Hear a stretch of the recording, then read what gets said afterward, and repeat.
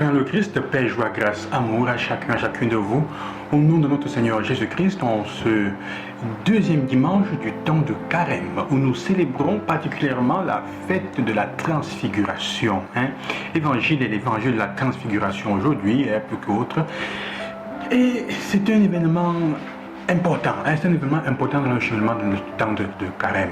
Nous passons du désert, nous passons de la couleur, de la couleur brune et de la chaleur du désert pour la montagne où la lumière se manifeste, en ce temps de Carême, on pourrait dire comme ça.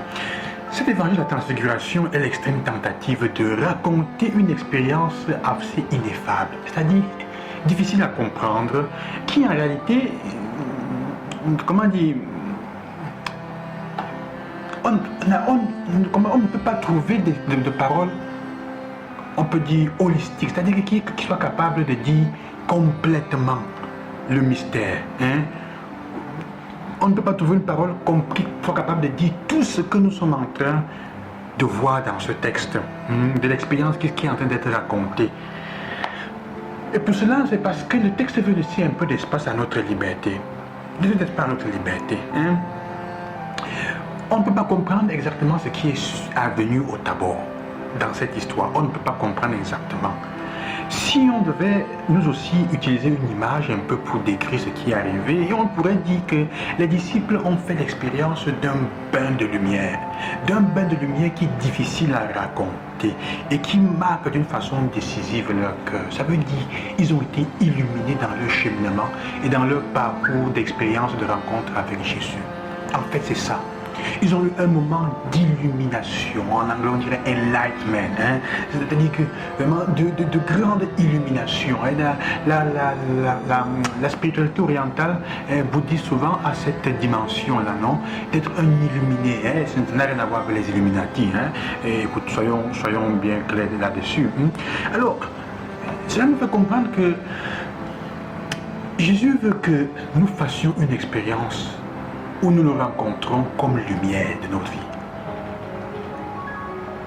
Il se présente aux disciples sous sa vraie forme, la lumière. Ses vêtements étaient plus blancs que ceux de laveuse, de ceux qui lavent les habits là. Mais c'est l'expérience avant tout de la lumière. Et il le fait pour faire comprendre que notre vie est avant tout lumière. Est avant tout lumière. Mais c'est lumière au milieu de l'obscurité, parce que cet événement arrive dans la nuit, c'est important. La manifestation de Tabor se fait le soir, 6 jours après, le soir, sur la montagne, après quand ils descendent. On peut dire comme ça. Mais c'est important de savoir, nous avons besoin de moments où Dieu se manifeste dans notre vie pour illuminer. Non pas pour nous illuminer sur les problèmes, mais pour nous illuminer sur qui il est vraiment. Pour que nous cueillions un aspect, une parcelle de la vérité de qui il est. Pourquoi cela? Parce que tout de temps après, peu de temps après, il y aura l'expérience de l'obscurité du Gethsémani. Un autre mot, dans la nuit, l'obscurité totale. Jésus espère que le moment d'illumination au Tabor puisse aider les disciples à aller de l'avant dans l'obscurité, à ne pas douter de qui il est même quand il sera dans la passion. Parce qu'ils auront vu, ils auront eu un glimpse, comme on dit en anglais, un aperçu de la vérité de qui il est. Ce qui frappe ici, c'est que les disciples sont plutôt étonnés, ils sont surpris comme apeurés, ils veulent rester là-bas. C'est ce qui arrive, chers frères, quand on cueille un aspect, un moment, quand Dieu, on a la grâce dans notre vie spirituelle de cueillir, de voir un instant le visage de Dieu dans son illumination. Et chacun de nous a plus ou moins, Dieu se manifeste de cette façon parce que nous avons besoin de ça pour continuer à aller de l'avant. Et quand chacun de nous se cueille ces moments-là, parfois, on veut rester là, on veut s'accrocher, on ne veut pas descendre. On ne veut pas continuer dans la normalité de la vie. On continue à porter cela dans notre cœur. C'est pour que dans les moments difficiles, on se rappelle qui est vraiment le Christ que nous servions. Que nous ne nous détournions pas, que nous ne perdions pas l'espérance. Quand Dieu s'est manifesté dans ta vie dans des moments exceptionnels et tu as accueilli un aspect de la lumière à travers les personnes qui sont autour de toi, à travers différentes expériences que tu as faites, ceux qui t'ont sauvé, libéré, des choses exceptionnelles que tu as vécues dans ta prière même ou même dans le quotidien. C'est pour que quand les choses, dans l'obscurité du Gethsémani, tu n'oublies pas que ce Dieu-là qui est en train de mourir est avant tout celui qui est ressuscité. Il montre déjà la lumière de sa résurrection pour dire n'ayez pas peur, n'ayez pas honte, je suis... Accroche-toi à moi, quel que soit ce qui arrive, quelles que soient les difficultés que tu rencontres, continue à mettre les genoux à terre et à me prier parce que je ne mens pas. Je vais t'amener dans la lumière, je suis lumière. Et cela nous permet de regarder un peu la dimension de la première lecture dans le livre de la Genèse, où nous sommes appelés aussi à accueillir un aspect d'Abraham. Abraham va continuer à être attaché à Dieu lui aussi, parce qu'il aura vu un aspect de la lumière, à tel point que quand Dieu lui dit quitte ton pays, ta parenté, il va partir avec son neveu Lot. Et Dieu lui fait cette promesse. Ce qui est intéressant, c'est ce que je voudrais dire ici, par exemple. Je rendrai grand ton nom et tu deviendras une bénédiction. Je bénirai ceux qui te béniront, celui qui te maudira, je le réprouverai. Il ne dit pas je le maudirai. Dieu ne maudit personne. Dieu ne maudit pas. Il dit je le réprouverai. En fait, il dit tu es une bénédiction pour les autres. Tu es une bénédiction pour le peuple. Ceux qui vont te rencontrer et qui vont te bénir vont avoir eux aussi ou elles aussi beaucoup de bénédictions.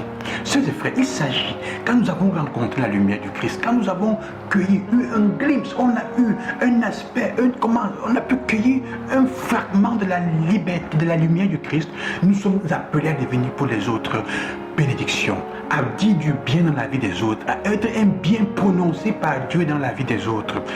Abraham comme bénédiction est pour tout le peuple. Maintenant, il dit, ceux qui vont te bénir, en fait, vont participer, vont décider et accepter de participer de la bénédiction que je te donnerai, que tu vas devenir. Donc, tout ce que tu auras comme bénédiction, ceux qui vont te bénir vont jouir eux aussi des bénédictions que je mets sur toi. Imaginez, si vous passez le temps à bénir les gens, toutes les personnes qui sont bénies, qui sont déjà bénies par Dieu, qui ont des capacités, vous devenez automatiquement, vous bénéficiez automatiquement de quelque chose de la bénédiction que Dieu a prononcée dans leur vie. D'un bien qu'il a prononcé dans leur vie. S'il a béni la santé et vous les bénissez, vous allez avoir la santé. Frères et sœurs, qu'est-ce que nous faisons le plus? Nous bénissons le plus ou nous maudissons le plus? Il ne dit pas qu'il va maudire, Dieu ne maudit pas. Il dit, mais je vous réprouverai. Ça veut dire c'est un choix de liberté. Si tu décides de maudire, évidemment, tu ne vas pas bénéficier des bénédictions qu'il y a là. Tu seras réprouvé. Mais c'est ton choix, toi, c'est une liberté. Parce que Dieu ne veut pas nous éblouir avec la lumière de sa part, de sa vie. Et comme ça, nous contraindre à se choisir. Non. Il te dit, choisis ce que tu veux faire. Tu veux passer la vie à bénir les autres ou à ne pas bénir les autres. Donc, frères et frères, vous, dans votre journée, tout le temps, qu'est-ce que vous faites? Vous bénissez ou vous maudissez? Qu'est-ce qu'on fait? Alors on se plaint après, quand on passe le temps à maudire, à dire les malédictions, à dire les mauvaises paroles aux gens que notre vie ne donne pas. On se plaint après que ça ne marche pas dans notre vie. Passez votre vie à bénir.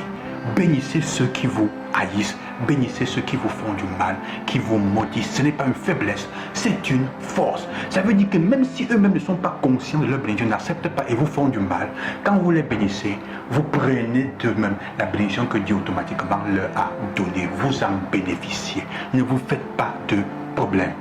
Que le Seigneur vous bénisse, je vous bénis au nom du Seigneur, moi aussi, sœurs et frères. Je dis du bien dans votre vie, tout le bien possible, que le Seigneur vous comble au centuple de ce de quoi vous avez besoin. Toi qui m'écoutes, que le Seigneur te donne ce de quoi tu as besoin pour vivre en ce temps.